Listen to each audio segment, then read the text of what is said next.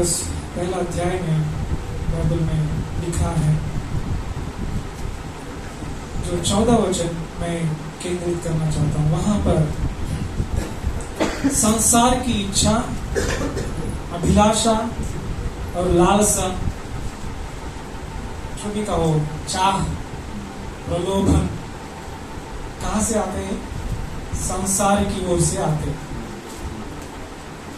ये संसार की इस इच्छा है, अभिलाषा है, क्या लाया है?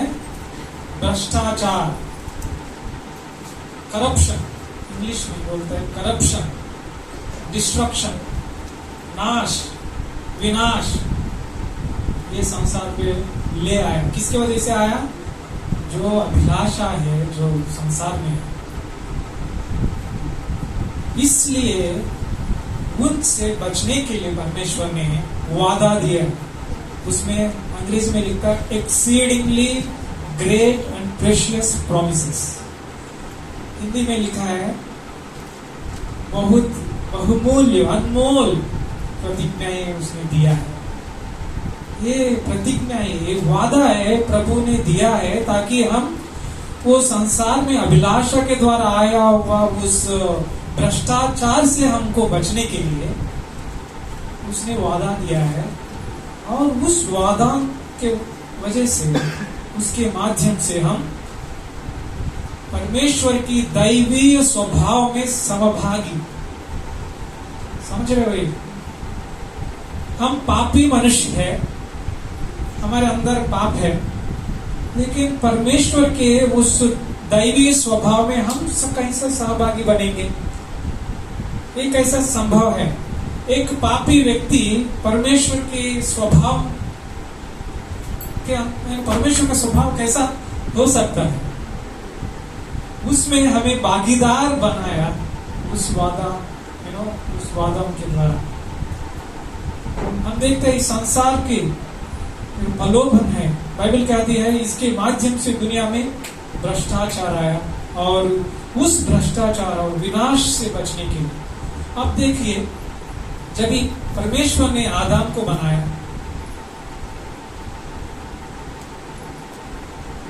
और हवा को बनाया, शैतान ने हवा को धोखा दिया। किससे?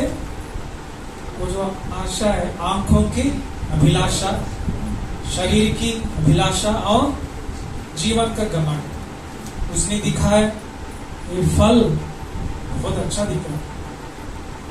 वहां फल का बात नहीं है, जो परमेश्वर की बात के बारे में, उसके परमेश्वर की बात से अलग ले जाने के लिए उसने, शैतान ने लालच दिखाना शुरू किया। और वो देखी और उस अभिलाषा से, और वो खाएंगे तो तुम देवता बन जाओ, क्या परमेश्वर बन जाओगे। वो जीवन का घमंड, इसके वजह से आया है संसार में विनाश, पाप आया। परमेश्वर का आज्ञा को उल्लंघन करने से पाप आया है, और वो सारे सृष्टि में फैल गए। मृत्यु आ गया, सारे सृष्टि भ्रष्टाचार बन गया। इतने ही नहीं, मनुष्य भी भ्रष्ट बन गया और मृत्यु आ गया। लेकिन परमेश्वर किस लिए बनाया? परमेश्वर मनुष्य को इसलिए नहीं बनाया। परमेश्वर का मुख्य उद्देश्य है कि मनुष्य परमेश्वर से संगति करे और वो हमेशा उसके साथ जिए। ये था परमेश्वर का उद्देश्य। लेकिन वो आ गया, पाप, भ्रष्ट हो गया सब कुछ। इसलिए परमेश्वर ने योजना बनाई। तभी परमेश्वर ने प्रतिज्ञा दी, वो है यीशु मसीह का बहुत बहुमूल्य प्रतिज्ञा। मैं तुम्हारे लिए उद्धार करता भेजूंगा, और वो तुम्हें पाप से बचाएगा, और तुम्हें अनंत काल के नरक से बचाएगा, और हमेशा तुम पाप में रहने की जरूरत नहीं है। ये उन वादों के माध्यम से, उनके द्वारा, उनके दिव्य स्वभाव के भागीदार बन हम बनने की हमें हकदार बना। ये कैसे संभव है कि पापी मनुष्य दिव्य स्वभाव हो? ये पापी मनुष्य परमेश्वर के जैसा कैसा उसका स्वभाव में बदले? ये दैवी प्रकृति भागीदार का मतलब यह है कि हम परमेश्वर नहीं बनते या परमेश्वर के बराबर भी नहीं बन सकते। उसका मतलब यह है कि परमेश्वर की जो विशेषताएं हैं, उनका गुण है, वो मेरी हो जाती है। जो परमेश्वर का गुण है वो क्या है? उदाहरण के लिए हम देखते हैं परमेश्वर की अच्छाई और सौम्य, धर्मी, दयालु, क्षमाशील, सहनशील, धैर्यवान, आनंदमय, शांतिपूर्ण और आत्मनियंत्रण। कहीं सुना है बाइबल में? आत्मा का फल के बारे में हम पढ़ते हो तो ये सब दिखाई देता। और वफादार, दयालु, ईमानदार और सबसे बढ़कर वो प्रेमपूर्ण। हालेलुया। यह है परमेश्वर का विशेषता गुण। मनुष्य में ये विशेषता ये स्वयं नहीं हो सकता। कोई अच्छा मनुष्य के बारे में आप सोचे, मेरे ऑफिस में एक अच्छा आदमी है, सब लोग वो बोलते हैं वो बहुत दयालु है, वो दान इतना करता है, किसी को देखेगा ना तो उसको खाना खिलाता है, उसको किसी गरीब इंसान को देगा तो उसको पैसा दे देते हैं, तो सब लोग उसको बोलते हैं भगवान है।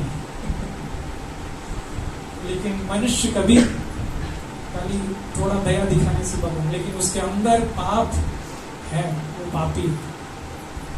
ये सारे परमेश्वर का गुण हमारे स्वयं हमारे अंदर नहीं आ सकता, लेकिन परमेश्वर बोलता है हम परमेश्वर की वो जो विशेषता है उसमें सहभागी हम हो सकते हैं। कैसे? परमेश्वर ने हमें इसलिए वादे दिया है, यीशु मसीह का प्रतिज्ञा है। पहला है, जब हमारा नया जन्म होता है तब हम मसीह में नया रचना बन जाते हैं। 2 कोरिन्थी 5:17 में हम देखते हैं, 2 कोरिन्थी 5:17 में सब कुछ नया हो गया और पुराना बीत गया। जो यीशु मसीह में है तो वो नया जन्म लेता है, तभी उस वक्त दैवीय स्वभाव के बाद धीरार के रूप में विश्वासियों को अब पाप स्वभाव का पालन करने की आवश्यकता नहीं होती। उद्धार के समय हमारा पुराना स्वभाव क्या होता है? पराजित हो जाता है और हमें एक नया और दिव्य स्वभाव प्राप्त होता है। जब यीशु मसीह में विश्वास किया है, आपका पुराना स्वभाव वो हार जाता है। जो परमेश्वर की चीजों की इच्छा रखता है वो ही हम इच्छा करते हैं। 2 कोरिन्थी 5:17 में नया सृष्टि मतलब हम एकदम नया बन गए हैं और उससे प्रेम करते हैं जिससे परमेश्वर प्रेम करता है, और जिससे वो घृणा करता है उससे हम घृणा करते हैं। गलतियों 5:22 में लिखते हैं आत्मा का फल, और पहला यूहन्ना 4:4 में लिखता है जो तुम में है वो संसार में है उससे भी बढ़कर है, क्योंकि वो परमेश्वर वो तुम में आ जाता है, तुम्हारे अंदर वास करने आता है नया। इसका मतलब तुम पापी थे और तुम परमेश्वर का गुण तेरे अंदर आ गया। और दूसरा, परमेश्वर ने अपने पवित्र आत्मा के नए फिर से जन्मे हुए विश्वासियों के अंदर वास करने के लिए भेजा। हालेलुया। ये दूसरा वादा है। परमेश्वर उस अपना पवित्र आत्मा को वादा किया और वो हमारे अंदर वास करने के लिए भेजा, और उसकी पवित्र आत्मा के द्वारा हम वही सोचते हैं जो परमेश्वर सोचता है, और हम वही करते हैं जो परमेश्वर करते हैं, और उससे प्यार करते हैं जो परमेश्वर को पसंद है, और उससे नफरत करता है जो परमेश्वर नफरत करता है। क्यों? क्योंकि परमेश्वर ने आपके अंदर पवित्र आत्मा रखा है। इसके वजह से वचन में लिखा है कि परमेश्वर पवित्र आत्मा तुम्हारे अंदर उंडेला गई है ना। पास्टर ने रिसेंटली एक वीडियो भेजा था ना, वो बच्चों ने 3 लिक्विड में वो पोर कर रहे थे ना, वो काला वाला पूरा सफेद हो गया। तो पापी स्वभाव के अंदर पवित्र आत्मा आ गया, वो एकदम नया हो गया, परमेश्वर का गुण तुम्हारे अंदर आ गया। और तीसरा ये है कि हम मसीह में छिपे हैं। कोलोसी 3:3 हम ये वचन पढ़ेंगे, कोलोसी 3:3 में, कोलोसी की पुस्तक 3:3, क्योंकि तुम तो मर गए और तुम्हारा जीवन मसीह के साथ परमेश्वर में छिपा हुआ है। हालेलुया। यहाँ पर पौलुस बताता है हम मसीह में छिपा हुआ है। कैसे है? जो परमेश्वर यीशु मसीह के साथ हम जब भी विश्वास किया है, उसके मृत्यु में हम विश्वास किया, तभी हम परमेश्वर के साथ हम मृत्यु हो गया यीशु मसीह के साथ, और वो दफना गया, उसमें हम विश्वास करते हैं। तो हम उसके साथ परमेश्वर के अंदर हम छुप गए, उसके साथ हम एक परमेश्वर के साथ हम आइडेंटिफाई करते हैं। मसीह में इसका मतलब एक हो गया, और मसीह के साथ हम एकजुट हो गए। एक उदाहरण मैं देता हूँ, पास्टर कार्ल स्टीवेंस जो ये उदाहरण देते कि मुझे बहुत अच्छा लगता है। वो उन्होंने ऐसा बोला है कि एक सुबह जब मैंने अपनी कॉफी बना रहा था, वो कॉफी में मैंने देखा कि चीनी डालना, अभी कॉफी इधर है, चीनी इधर, दोनों अलग अलग। और जब भी मैंने चीनी डाला, मैंने घुमाया, चीनी गायब, चीनी नहीं दिखाई दे रहा। अभी उसमें मिल गया है ना, अभी वो कभी अलग नहीं, एक हो गया। वैसा हम यीशु में एक हो गया। अभी समझा हम यीशु में कैसे चुप होगा? वचन बताता है हम यीशु में हमेशा के लिए उसमें छिपा हुआ है, इसलिए तुमको कोई भी वहां से खींच नहीं सकता है ना। कोई शैतान परमेश्वर के अंदर से नहीं खींच सकता है। उसी तरह मसीह के मृत्यु और दफन के साथ हम एकजुट हो गए, और मेरे जीवन से जुड़े हर चीज को क्रूस पर चढ़ा दिया गया और उसके साथ दफना दिया गया, और हम उसके पुनरुत्थान में उसके साथ एकजुट हो गए। यीशु मसीह फिर से जी उठा, हालेलुया, और हम उसके पुनरुत्थान में भी हम एकजुट रहेंगे, और उनके दिव्य स्वभाव, वो दैवीय स्वभाव के पूर्ण भागीदार होना मतलब ये है। ये पापी स्वभाव के निकाल कर उस दैवीय स्वभाव, इसलिए परमेश्वर ने वो बहुमूल्य वादों के द्वारा हमें उस परमेश्वर की दैवीय स्वभाव में भागीदार होने की हमें भाग्य दिया है, और उस विजय में हम रहेंगे।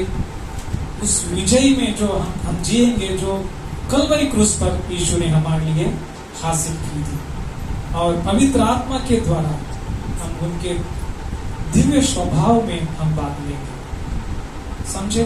तो परमेश्वर अपने महान और अनमोल वादों को निभाने में विश्वास योग्य रहता है। जो वादा के हम गाना गाए, नीले आसमान में हो तुम्हारा आपका वादा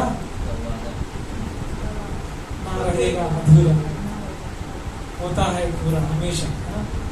तो परमेश्वर ने वो वादा दिया है, वो पूरा करने के लिए विश्वास योग्य, और वो किया भी है, वो करने वाला है, जो अनंत काल में भी। और हम परमेश्वर पुत्र, अपने उद्धारकर्ता और मुक्तिदाता यीशु मसीह के लिए हम परमेश्वर की स्तुति करते हैं, और पवित्र आत्मा के उपहार के लिए भी परमेश्वर को हम धन्यवाद देते हैं, और अंत में अनंत काल के जीवन के लिए हम उसके दिव्य स्वभाव के भागीदार बनने के आनंद लेते हैं। तो हम साधारण मनुष्य नहीं है, हम यहाँ बैठे, हम दैवीय स्वभाव में भागीदार सहभागी बनने वाला हम व्यक्ति है। तो परमेश्वर ये चाहता है कि पहला, your life is saved in Christ, हमारा जीवन यीशु में बच गया है। दूसरा, your life is filled with Holi spirit, हमारा जीवन पवित्र आत्मा से भर दिया गया है। तीसरा, और लाइफ इज फील्ड अनंत काल के लिए, हमेशा के लिए छिपा हुआ है। Life is hidden in Christ, हमारा जीवन यीशु में छुपा हुआ है। तो हमको कोई नहीं छीन सकता वहां से। तो आइए इस विजय में आप जीने की कोशिश करें। हम यीशु में एक होने के बाद, वो चीनी कॉफी में मिलने के बाद कोई अलग होता है? बात नहीं होता। हम वो पुरानी पापी स्वभाव के कार्यों में जीने की जरूरत नहीं है। या मेरा दादाजी ने जो किया पाप, उसके लिए यहाँ चिंता करने की जरूरत नहीं। क्षमा मांगो और परमेश्वर माफ करेगा। उसका लहू बहाया है, हमारे लिए हमेशा उपलब्ध है। और उस विजय में जीना और वचन में बढ़ने की कलिसिया में आते हैं। हालेलुया। आइए हम प्रार्थना करते हैं। धन्यवाद देते हैं वचन के लिए, आपके महान जो वादों के लिए और आपकी दैवीय स्वभाव में हमें आपको सहभागी बनाया। धन्यवाद देते हुए